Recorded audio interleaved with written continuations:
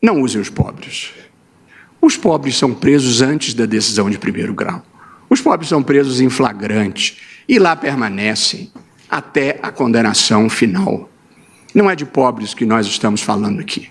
Porque se fosse de pobres, a mudança da jurisprudência teria aumentado o índice de encarceramento. Tem gente que muda de calçada quando vê um pobre, mas depois diz, olha, os pobres. Não são os pobres que estão em questão aqui.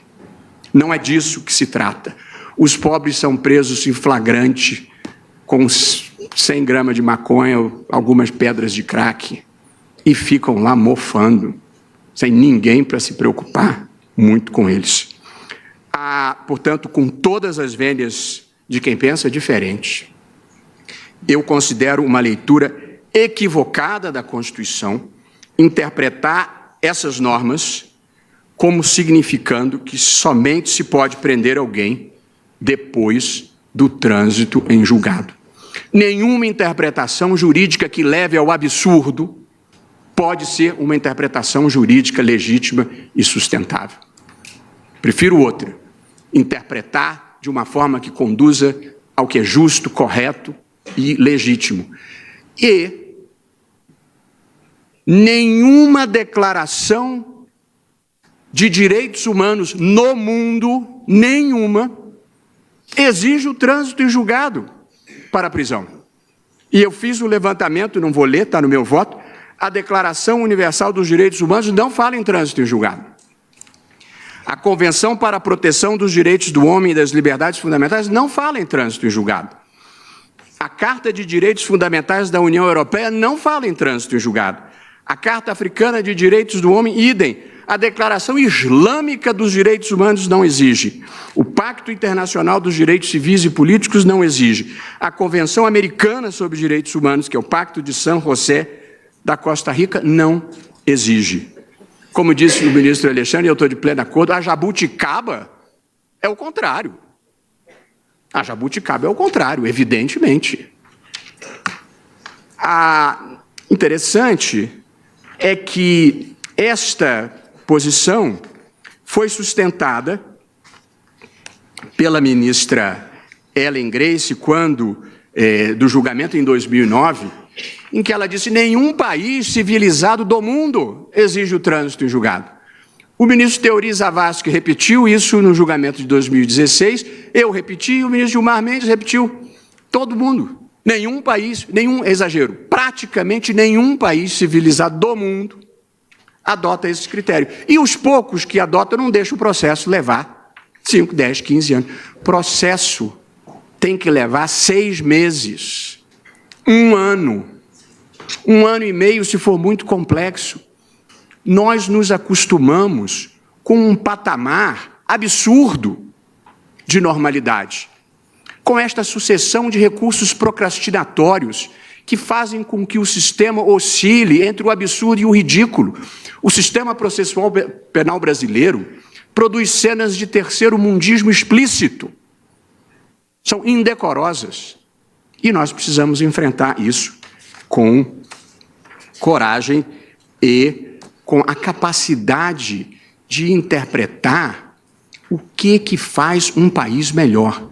De novo, nós não estamos julgando aqui, e eu não estou falando sobre o caso concreto, se é justo ou injusto, se a condenação foi procedente ou improcedente. Não é isso que está sendo discutido. Nós estamos discutindo, como proposto no habeas corpus, e só poderia ser assim, a discussão de uma tese jurídica. E a tese jurídica é esta que eu estou expondo. Portanto, a primeira tese jurídica que confirma a nossa decisão, a Constituição não exige, e nenhuma declaração de direitos humanos exige. Em segundo lugar, a presunção de inocência sempre foi tratada e é um princípio e não uma regra absoluta. A regra, como nós sabemos em teoria, há 2 tipos de norma, regras e princípios. A regra, ela define uma determinada conduta e, portanto, ou você segue a conduta e cumpre a norma, ou você não segue a conduta e você descumpre a norma. Portanto, se diz, em jargão jurídico, são comandos definitivos, ou tudo ou nada. Ou a norma foi cumprida ou a norma foi violada. Com os princípios não se pá. Portanto, a regra diz, não roubarás. Se roubar, violou a regra. Princípio é diferente. Princípio prevê um estado ideal, um bem jurídico ideal a ser alcançado, como justiça, como devido processo legal, como eficiência, como dignidade da pessoa humana. Não é a descrição de uma conduta. E, portanto, num sistema jurídico, num sistema constitucional, convivem diversos princípios e diversos valores. A liberdade é um princípio, a presunção de não culpabilidade é um princípio. Existem inúmeros princípios. A característica própria dos princípios é que, como existem diversos princípios e eles vivem em tensão entre eles, os princípios você não aplica na modalidade tudo ou nada. Ou você procura harmonizá-los, quando possível, mediante concordância prática, ou você tem que ponderar os princípios, fazendo concessões recíprocas entre eles e, eventualmente, escolhas. Ponderar significa pegar normas que protegem valores diferentes e atribuir pesos a essas normas em função da realidade fática. Quais são os princípios que estão em jogo na nossa discussão aqui? De um lado, está em jogo o princípio da presunção de inocência ou o princípio da não culpabilidade, que é muito importante e está lá na Constituição. De outro lado, está um outro valor constitucional, que é a efetividade mínima do sistema penal. Porque a efetividade mínima do sistema penal abriga valores importantes, como a realização da justiça, a proteção de direitos fundamentais, a proteção do patrimônio público, a proteção do patrimônio privado, a probidade administrativa. Portanto, quando você tem um sistema punitivo, não é a ideia de punição que você pondera com a presunção de inocência. É o conjunto de valores imprescindíveis para a vida civilizada que você protege tendo um sistema punitivo. Todas as sociedades democráticas e civilizadas têm um sistema punitivo. É para fazer o mal? Não. É para fazer o bem. É para proteger os direitos fundamentais. É para proteger a próxima vítima. É para proteger o patrimônio público. É para proteger a probidade administrativa. Portanto, no momento em que você cria um clima de absoluta impunidade, o que você está sacrificando é a vida, a integridade física das pessoas, o patrimônio público, a probidade administrativa. Portanto, não é punitivismo versus presunção de inocência. São muitos direitos e valores versus presunção de inocência. Pois bem, e como é que funciona a ponderação no caso do princípio da presunção da não culpabilidade?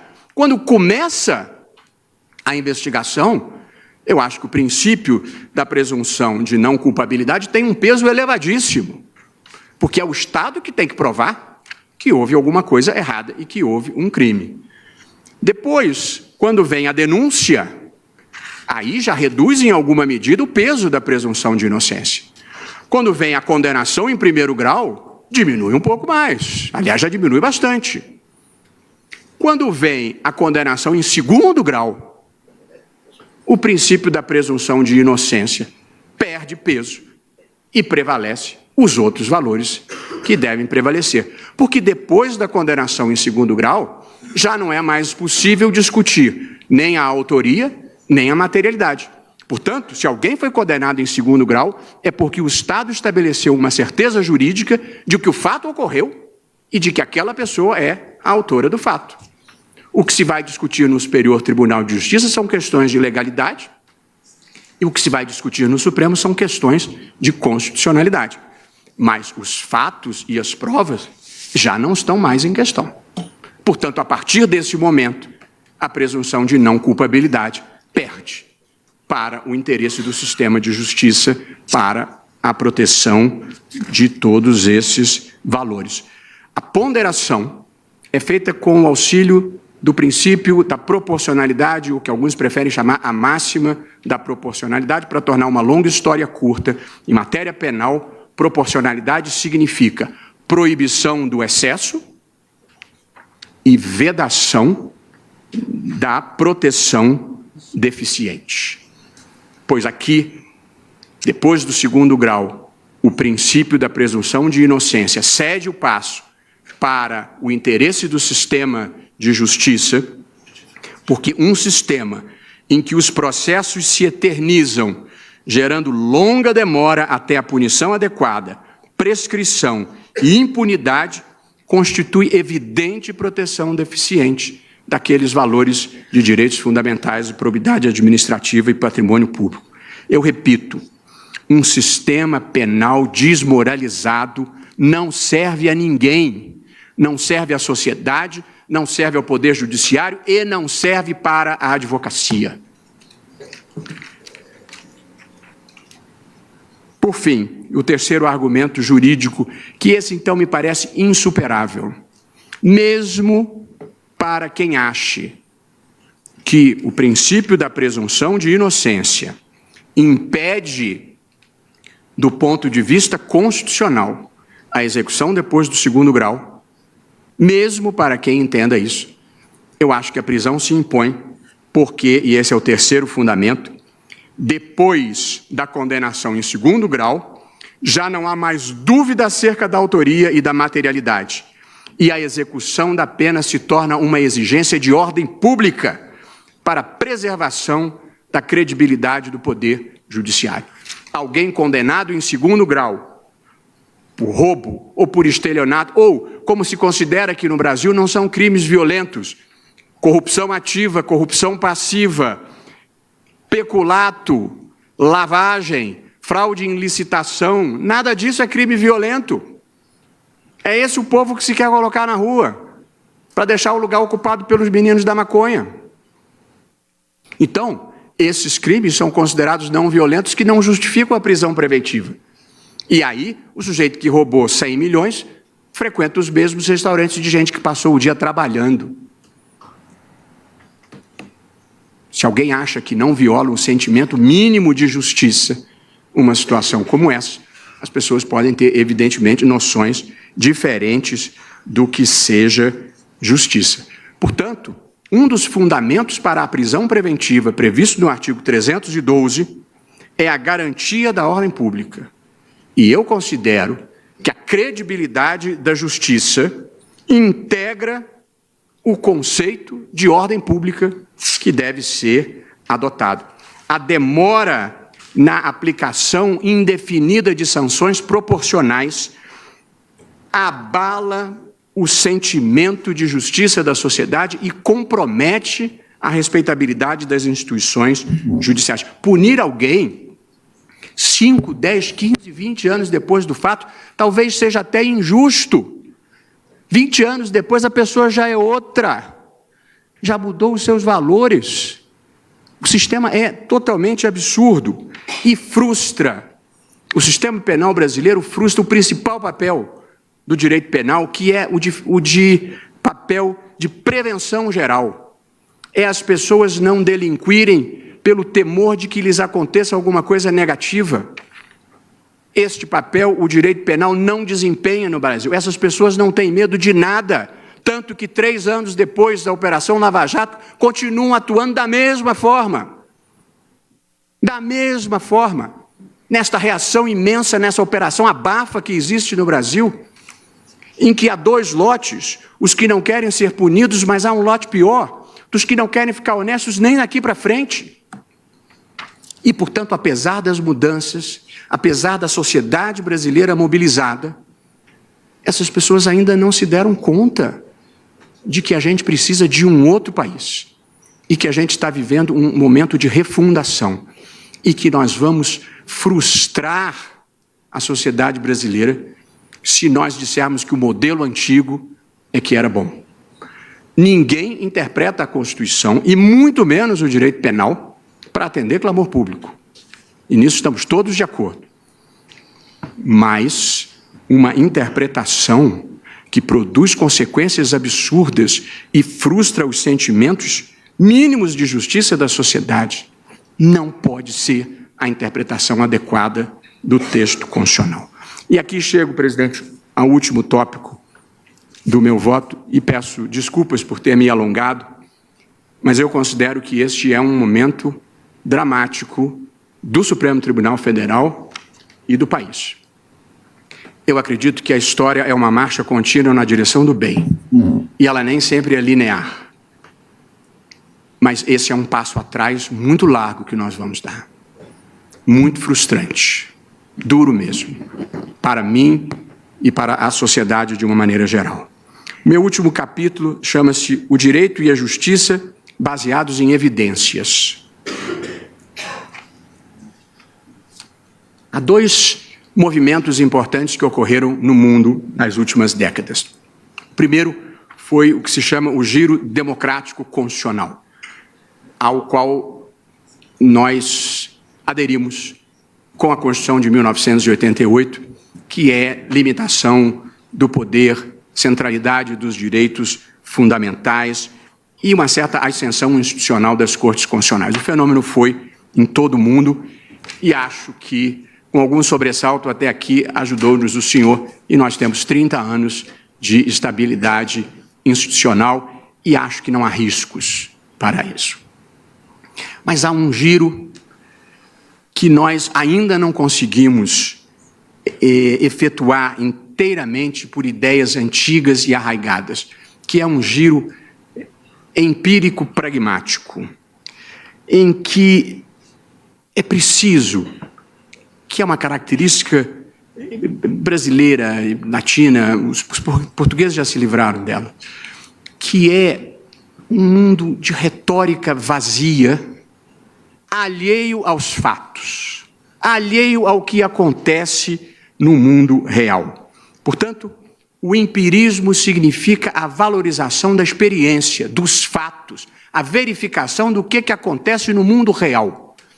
E o pragmatismo, por isso a virada empírico-pragmática, consiste em verificar que tipo de resultados uma decisão ou uma política pública produz sobre a realidade, produz no mundo real, se ela é capaz de satisfazer adequadamente as demandas existentes. E, portanto, a pesquisa empírica é a grande novidade do direito contemporâneo, com a ajuda valiosa, e a nossa presidente atuou intensamente nesse sentido, a participação valiosa do Conselho Nacional de Justiça, produzindo números, e anteriormente o ministro Lewandowski, e, portanto, agora a gente já sabe, o congestionamento está em primeiro grau, o congestionamento está na execução, o congestionamento está na execução fiscal, e, portanto, você pode pensar soluções com base em dados.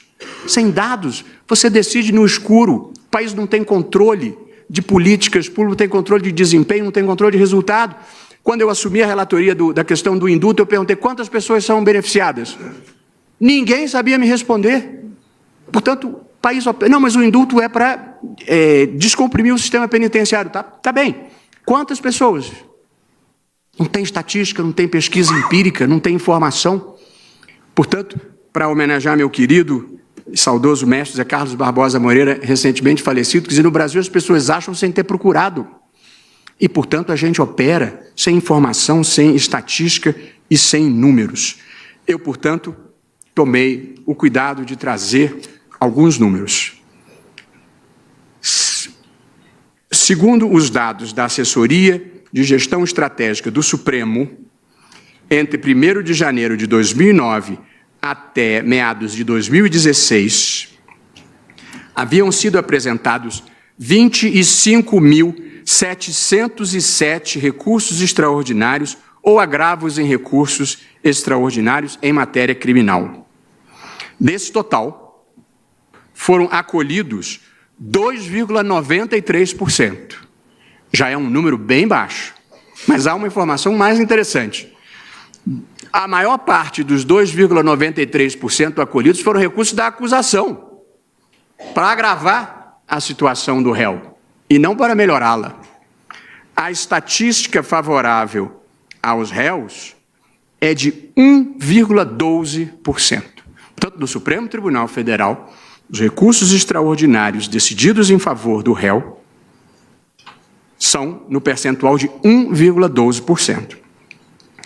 Quando se vai examinar o percentual de absolvições dessas decisões em favor do réu, elas são de 0,035%. Vale dizer, naquele período, em mais de 25 mil recursos extraordinários, houve somente 9 casos de absolvição. E de lá para cá, dessa pesquisa para cá, embora eu tenha feito de uma maneira artesanal a minha assessoria, houve mais 4. Uma ou duas do ministro Dias Toffoli, uma do ministro Ricardo Lewandowski e uma do ministro Gilmar Mendes. Os outros casos de provimento eram casos que não envolviam a absolvição. Então, veja-se, aguardar o trânsito em julgado de recursos extraordinários produz um impacto de 1,12% em favor da defesa, sendo que apenas 0,035% de absolvições, de modo que subordinar todo o sistema de justiça a índices deprimentes de morosidade e ineficiência para produzir este resultado é uma opção que não passa em nenhum teste de razoabilidade ou de racionalidade. Eu bem entendo, e há colegas eminentes e muito queridos que pensam assim, há quem entenda que bastaria um único caso de reforma para justificar a exigência do trânsito em julgado. Mas, por essa lógica, nós deveríamos fechar todos os aeroportos, porque, apesar de todos os esforços, há uma margem mínima de acidentes. O mesmo vale para a indústria automobilística, para a construção civil e quase todas as atividades produtivas. Viver envolve riscos e tornar a vida infinitamente pior não é capaz de eliminá-los. Portanto, esses são os índices do Supremo Tribunal Federal. Agora eu vou chegar aos índices do Superior Tribunal de Justiça. Ministro... Eu vou chegar aos habeas corpus também, ministro Toffoli. Roberto Segundo... Pois não. Me permite, até porque Vossa Excelência citou 2 casos que eu dei provimento em RE. A semana passada eu dei provimento de um recurso extraordinário, não foi muito divulgado, mas eu entendo de extrema importância, até por aquilo que Vossa Excelência mencionou a respeito do Tribunal do Júri, que foi o caso do promotor Thales Schwedel, que a ele foi imputado a prática de um homicídio no litoral de São Paulo, e ele